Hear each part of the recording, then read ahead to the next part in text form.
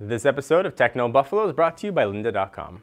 What's up, everyone? Welcome back to the episode of Ask the Buffalo. I'm your host, John Rettinger. It's the show where you can ask me any question you've got from more of the technology and sometimes outside. Like this week, we're going to talk about sports. We're also going to talk about the BlackBerry Passport, Android Wear in Yosemite. Not the place you want to go camping and look at Bridal Veil Falls, the OS for Mac. Let's go ahead and get started.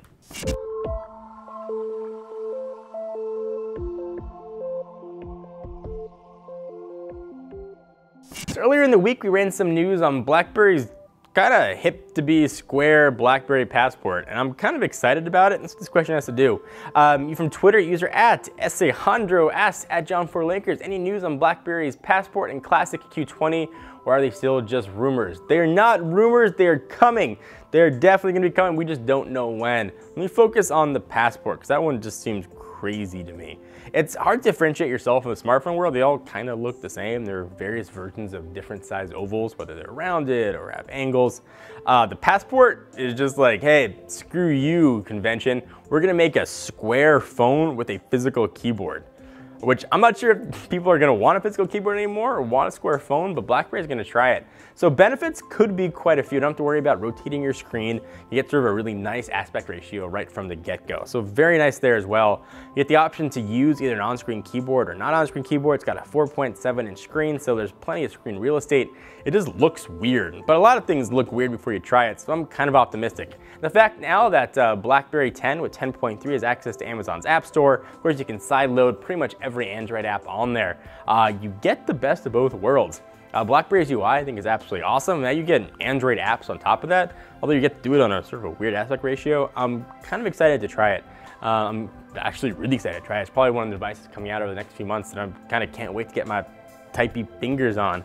What do you guys think? I don't know if this is BlackBerry's last effort. I know I kind of sound like broken wheel here, but maybe it is. Is this device going to save them? It certainly wasn't what we expected from BlackBerry, but maybe something we didn't expect is exactly what the folks from Canada needed. Next question comes from at Eric_, who asks at John4Lakers, after using smartwatches like this guy with Android Wear, do you think they'll be using a smartwatch to assist your daily driver? So I just, before I filmed this, finished filming my review of the Gear Live, which you can check out. We'll put a link to it down below. It's been published after this is live. But I'll give you a spoiler if you haven't seen that. It's not very good. I don't think Android Wear is doing all that much right now. It's got a lot of potential. A lot of potential is there. Think of it as like a freshman year of high school LeBron James. You know it's got a lot of potential. Know he's gonna do great things, but it's just not doing it right now. So I don't know if you wanna wait 4 years, not literally 4 years, but you wanna wait the time for that to develop. It's gonna be up to you, but it's kind of a lot of money to wait $200 to hope it might get better. And speaking of LeBron James, our friends Mark Watson and John Morrison from @SoldierKnowsBest and @TLD Today tweeted me the same question. At John4Lakers, what do you think about LeBron returning to the Cavs? #AskTheB. So I'm not gonna explain the whole backstory, you should all know that. If you don't know that, then you probably don't care what I'm gonna say about it anyway. What I find funny about the whole thing is that Cleveland has Miami's first round draft pick in 2015 as part of the original LeBron deal when he went to Miami. So they get the player and they also get the draft pick for this year. I think Cleveland's gonna be in a really nice position. It was definitely a much more mature LeBron James. We didn't have a whole hour-long decision where he tells you we're taking his talents. He wrote a very nice, sort of, I think, very mature, thought-out piece for Sports Illustrated, said why he was going to Cleveland, more about basketball and more about the city and the state, which I can respect. And everybody in Miami was super, duper sad face. I get it, why they're sad. I'm a Laker fan. It was a really bad last year. We've had a great, decade, and it's hard to sort of get past sort of when things don't go your way, but it happens in sports. Support your team to the good and the bad. I'm excited for the city of Cleveland.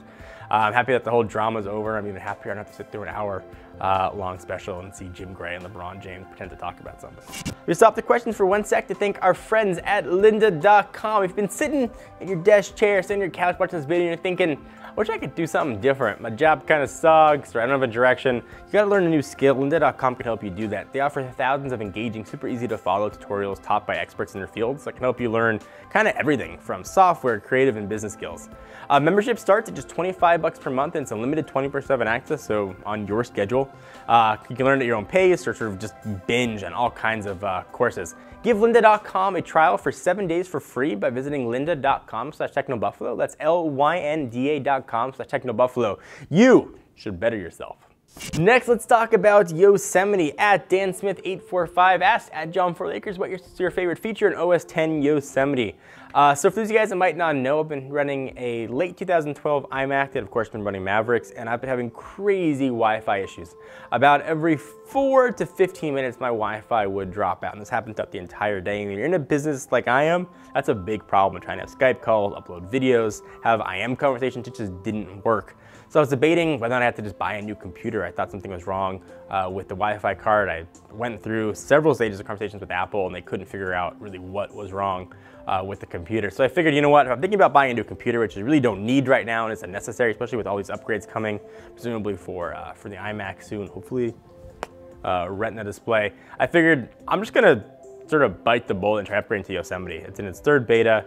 I will give it a shot. Ralph Lorenas upgraded to the betas of Mavericks, started with beta 1. He said it worked pretty well, so I figured I'll just try it. And now with Yosemite, I gotta say, first of all, I haven't dropped Wi-Fi not a single time. I also haven't had a single crash yet. It seems really stable. I don't use that many third-party apps, using things like Adium, Tweetbot, and a few other chatting apps with no issue whatsoever. Yosemite's been really, really good. That wasn't what your question. Your question was, what's your favorite feature? My favorite feature is that my Wi-Fi stays connected. But if I had to pick one aside from that, the new Spotlight has been really nice. I kind of like having widgets too that you can sort of pull down, but really my Wi-Fi staying connected has been the biggest one, which kind of pisses me off because if it works in Yosemite and not in Mavericks, means it's a software issue, and Apple should have freaking been able to fix it in Mavericks. I shouldn't have had to go to a beta OS to use Wi-Fi, but maybe that's just me being pissy. Thank you guys for watching the episode of Ask the Buffalo. I hope you enjoyed. I always love making these episodes. Keep the questions coming.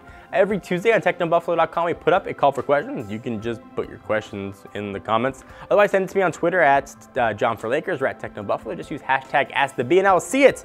I'll pick 3 to 5 every week, and we will ask them. Until next week, I'm John Rettinger. See you guys next video. Bye-bye.